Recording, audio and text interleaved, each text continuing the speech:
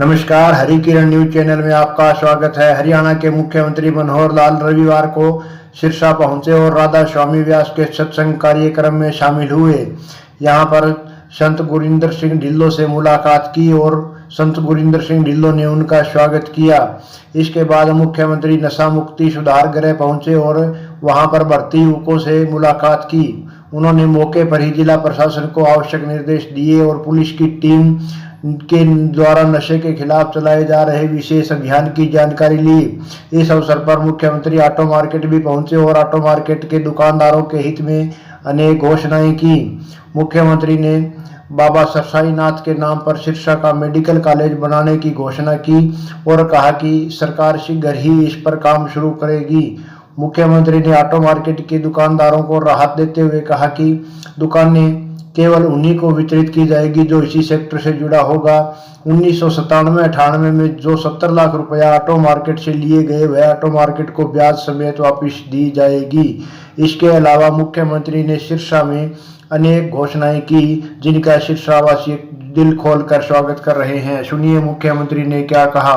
सबसे पहले तो मेरे थोड़े संबंध भी बने हुए हैं। हमारे जो राधा स्वामी सत्संग बाबा गुरविंदर सिंह जी ढिल्लों, उनके साथ एक बार मिलना हुआ। उन्होंने बताया था मुझे कि 29 तारीख को उनका एक सत्संग कार्यक्रम है, तो उनके दर्शन किए और उसके बाद सिरसा शहर में ही कुछ जगह एक निरीक्षण के नाते से मैंने तय करवाया था। हमारे डीसी साहब, हमारे एमएलए साहब, हमारे और बाकी सारे अधिकारी, उन सब ने मिलकर के उन स्थानों पर मेरा विजिट कराया, जिसमें सबसे पहले तो जो रेड क्रॉस का भवन है, वहाँ रेड क्रॉस के भवन के साथ ही 1 एकड़ ज़मीन पर एक 50 बिस्तर का रिहेबिलिटेशन सेंटर, क्योंकि मुझको मालूम है कि सिरसा जिला और आसपास के जो सारा क्षेत्र है या नशे से जो प्रभावित जो युवा हैं उन सबका डी एडिक्शन सेंटर, बाद में रिहेबिलिटेशन सेंटर, इसकी बहुत बड़ी आवश्यकता है। तो उसमें सबसे पहले तो उस रिहेबिलिटेशन सेंटर की मंजूरी मैंने दे दी है। कितना 1 एकड़ ज़मीन इसी सब का हमारे रिहेबिलिटेशन सेंटर का 1 एकड़ की था। हाँ, तो रेड क्रॉस के भवन की बैक साइड में 1 एकड़ ज़मीन उसके लिए मंजूर कर दी है। बाद में मेडिकल कॉलेज जो पहले से घोषित है उसकी जगह, वो आज मैंने प्रत्यक्ष उसको देखने के लिए कहा था, उसका निरीक्षण किया है। अच्छी है। हाईवे के ऊपर समझो बाईपास के ऊपर वो स्थान है, 25 एकड़ समथिंग है, वो ट्रांसफ़र हो चुकी है और उसका जो फाइल वर्क है वो पूरा हो रहा है। मैं आशा करता हूँ कि दिसंबर के आखिर में अथवा जनवरी फर्स्ट वीक में उसका शिलान्यास जो है इसके करने की स्थिति जब बन जाएगी तो उसका शिलान्यास भी आकर के किया जाएगा। साथ ही जो यहाँ का जो सरकारी अस्पताल है वहाँ डी एडिक्शन सेंटर बना हुआ है, जो 20 बेड तो पहले से जो ऑलरेडी हॉस्पिटल चल रहा है उसके अंदर रिजर्व किए गए थे, जिसमें 25 अभी भी ऐसे युवक वो एडमिट हैं। वो भी मैंने देखा है, जाकर कुछ लोगों से बातचीत भी की है। स्वाभाविक है कि ऐसे जो लोग हैं जब उनका डी एडिक्शन सेंटर में इलाज होता है तो वो स्वाभाविक अपनी कुछ बातें याद भी करते हैं। उनसे सहानुभूति पर व्यवहार करके बहुत सी बातें यानी पूछी जा सकती हैं, कौन सप्लाई करता है, कौन उनको देता है, तो सब बातें वो बताने के लिए भी तैयार होते हैं। हमने डिप्टी कमिश्नर को कहा कि अपने एसपी साहब को कहा कि इन सब चीज़ों को भी सप्लायर तक पहुंचने की हम कोशिश करेंगे ताकि सप्लाई चेन बंद हो जाए तो आगे कुछ ना कुछ इस चीज़ पर रोक लग सकती है। साथ ही वहाँ एक नया और एक 20 बेड का डी एडिक्शन सेंटर वो भी तैयार हो रहा है, बहुत जल्दी वो भी वर्किंग में आ जाएगा, तो वहाँ उसकी भी सर्विस और मिल जाएगी। इसके बाद अनाज मंडी सिरसा में जाना हुआ, वहाँ भी उनकी कुछ तकलीफ़ें थी। मेन अनाज मंडी और साथ में जो एडिशनल अनाज मंडी 2-3 बनी हुई हैं और एक अनाज मंडी और है जो भी विकसित होनी है, उन सब के बारे में जानकारियाँ ली हैं, कुछ निर्णय वहाँ भी करके उनको बताए हैं। बड़ी बात यह है कि अलग अलग संस्थाओं की अनाज मंडी है, कहीं HSVP है, कहीं काम पब्लिक हेल्थ करता है, तो वो सब चीज़ें मार्केटिंग बोर्ड के अंतर्गत ही लाई जाएंगी और मार्केटिंग बोर्ड एनुअल मेंटेनेंस भी जो है मार्केटिंग बोर्ड स्वयं कराएगा। वहाँ के सीवरेज को भी और पुराना सीवरेज है उसकी भी जांच करा करके अगर आवश्यकता हुई तो सारा या अथवा कुछ पोर्शन उसमें नया सीवरेज भी डलवाया जाएगा। इसके बाद ऑटो मार्केट यहाँ की हमको मालूम है कि 1985 से वो ऑटो मार्केट बनी थी, उसकी ज़मीन उस समय एक्वायर की गई थी और बाद में दुकानें बनाई गई, कुछ दुकानें दे दी गई हैं, कुछ अभी निर्माणाधीन हैं। लेकिन कोई प्रकार के झगड़े जैसे पड़ते हैं तो पुरानी सरकारों के कुछ नियम इस प्रकार के बने थे कि विवाद बन गए और वो विवाद भी अभी तक निपटा नहीं है। पिछले 6-7 साल से हम कोशिश कर रहे हैं कि विवाद जो उसका निपटे। आखिर में डिपार्टमेंट के लोगों को भी हमने उसकी सारी कैलकुलेशन कराई है, उन लोगों के साथ भी बैठ के कैलकुलेशन की है। दोनों तरफ की बात की बातें समझौते में कुछ ना कुछ तो नियम जो पहले बने हुए थे उसको सरल किया है। बची हुई पेमेंट सारी जल्दी जमा हो जाएगी। जो दुकानें बनी नहीं हैं वो भी म्यूनसिपल कमेटी उसको, जो हमारी नगर परिषद है उनको बनवा देगी और लगभग उसमें 50 करोड़ रुपए का तो जो उनका रेवेन्यू आएगा दुकानों का, अथवा वहाँ जो एक पेट्रोल पंप की साइट है, 2 सर्विस सेंटर की साइट है, एक रेस्टोरेंट की साइट है, कुछ म्यूनसिपैलिटी ने भी पैसा उनको देना है, उन्होंने यूज़ किया हुआ है तो विद इंटरेस्ट अपनी म्यूनसिपैलिटी है उनको 5 करोड़ 5.5 करोड़ रुपया वो देगी। कुल मिला करके और मोटा मोटा उनका जो हिसाब किताब बना है उसमें पैसा जो आने वाला है उसकी भी एक निश्चित टाइम टेबल के साथ वो पैसा आएगा और वहाँ जो विकास के काम है वो भी उसी में से होंगे। आखिर में सब करने के बाद कुछ ना कुछ ऑटो मार्केटिंग के पास 5 करोड़ से 10 करोड़ रुपया बच भी जाएगा। तो वो फैसला एक मोटे रूप से उनका करवा दिया है और अगले सप्ताह से इस पर एग्जीक्यूशन उसका शुरू हो जाएगा। इसके बाद जो खेड़ के ऊपर लगभग 750 ऐसे परिवार थे जिनको हाउसिंग बोर्ड के फ्लैट्स हैं, उसके अंदर उनको टेम्परेरीली बसाया गया था। इनको शिफ्ट करने के लिए एक गांव, कौन सा गांव है? सलारपुर में ज़मीन देख ली गई है। 30-35 एकड़ ज़मीन है, उसको खरीद करके और उनको शिफ्ट किया जाएगा। उनको सबको बता दिया कि 100 गज के प्लॉट उनको दिए जाएंगे, फ्री दिए जाएंगे।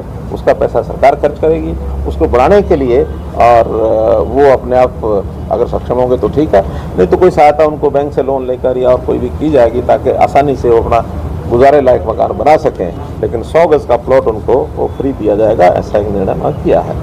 तो इस प्रकार से ये सब निर्णय आज जो घूमते फिरते हुए हैं और आप लोगों को ज़रूर कष्ट दिया कि मैंने 2 बजे का टाइम दिया था लेकिन घूमते घूमते 1 घंटा लेट हो गया, 3 बजे मैं आया हूँ।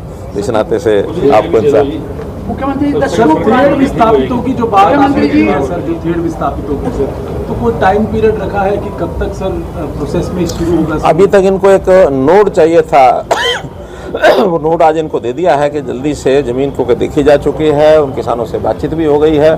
तो इस प्रोसेस में डिप्टी कमिश्नर कितने हमारे समय में ये सारा प्रोसेस ज़मीन खरीदने का पूरा हो जाएगा? तो 2 महीने मानो मैक्सिमम ज़मीन खरीदने का काम, उसके बाद फिर प्लॉट काट के उनको दे दिए जाएंगे। दशकों पुरानी ये समस्याएं थी, अक्सर ऐसी रैलियों में ऐसी घोषणाएं होती है और आपने आज संबंधित लोगों से सीधा संवाद किया है, बैठक की है पहले, उसके बाद समस्या का समाधान किया है। तो इस नई परिपाटी आपने शुरू की इसके? देखिए, हमने पिछले साल में एक कार्यक्रम शुरू किया था विवादों का समाधान। मुझे ध्यान में कि बहुत से ऐसे हरियाणा में विवाद हैं, कोई 15 साल पुराना, कोई 20 साल पुराना, 25-30 साल पुराना। एक विवाद तो ऐसा निकल करके आया, अभी जनसंवाद के कार्यक्रम किए हैं तो कोई एक म्यूटेशन का एक झगड़ा वो लेकर के चला और हमारे अधिकारी भी उसमें जूझ रहे हैं। उसकी बात कुछ है, कोर्ट की बात कुछ है। तो अल्टीमेटली ध्यान में क्या आया कि एक म्यूटेशन है सन 1902 की और एक म्यूटेशन उसके बाद हो गई 1906 में। तो 2 में वो बताता है ठीक है, 6 में किसी ने गड़बड़ कर दी। अब 2 और 6 में कौन सी ठीक है कौन सी गड़बड़ हुई है, ये 116 साल का किस्सा पुराना, 117 साल का। फिर भी मैंने अधिकारियों को बैठाया, 2 IAS बैठाए कि भाई रेवेन्यू रिकॉर्ड जितना भी है सब पटवारी तहसीलदार उनको बैठा करके इसे अध्ययन करो, लेकिन इसका जो ठीक फैसला है 1902 का ठीक है तो वो लागू करो, 1906 का ठीक है तो वो लागू करो। यानी 125 साल पुरानी जब अंग्रेज़ों के समय की ये झगड़े।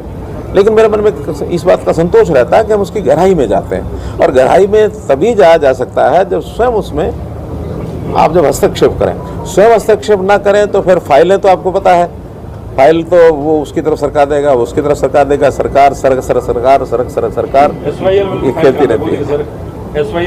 आपको पता है 2004 से ये भी उलझा हुआ है, लेकिन अल्टीमेटली अब ये कोर्ट में गया है तो कोर्ट जो है उसका फैसला कर चुका है कि SYL बननी है। लेकिन बनने के लिए एग्जीक्यूशन ऑर्डर वो चल रहा है, नई डेट जनवरी में है। जनवरी के अंदर फिर देखते हैं सरकारों के बारे में जो हाई कोर्ट का, सुप्रीम कोर्ट का ये विषय है कि वो उसको एग्जीक्यूट करें। क्या निर्णय सुप्रीम कोर्ट देता देखेंगे। सर, मेडिकल कॉलेज का कब तक निर्माण हो जाएगा? विपक्ष के लोग बार-बार यही कहते हैं कि हर बार मेडिकल कॉलेज का जिक्र किया जाता है। नहीं, जिक्र नहीं किया जाता, वादा करके जाएंगे कि आज जिक्र नहीं किया जाता। आज मैंने प्रत्यक्ष उस साइट को देखा है और प्रत्यक्ष उसकी फाइलें भी देख ली हैं। जमीन ट्रांसफर का विषय था वो कंप्लीट हो गया है और जमीन कंप्लीट होने के बाद उसको लीज पर दिया गया है। पहले ये HIO हिसार की जमीन है, तो उन्होंने, चूँकि HOU इंडिपेंडेंट ऑटोनोमस बॉडी है, उन्होंने MER के नाम उसको लीज पर कर दिया है और वो कंपनी भी तय हो गई है, HLL, हाँ, कंपनी तय हो गई है जिसने उसका सारा डिज़ाइन बनाना है, जिसने उसका टेंडर डॉक्यूमेंट को तैयार करना है। और जो मुझे बताया गया है कि जनवरी तक सब करके हम कंप्लीट इसका टेंडर लगा देंगे और टेंडर लगते ही शिलान्यास करने के लिए मैं स्वयं आऊँगा। वही सर आपसे बात कर रहे हैं कि मान के चले अगले दौरे पे सर आप वहाँ पर, मैं कह रहा हूँ जनवरी के महीने में शिलान्यास करने खुद आऊँगा। और एक बात जो मुझे आप सबके सामने अभी बतानी है, मैंने अभी किसी को बताई नहीं है, पहले यहीं उसका मैं रहस्य उद्घाटन करता हूँ कि इस मेडिकल कॉलेज का नाम संत सरसाई नाथ के नाम से रखा गया।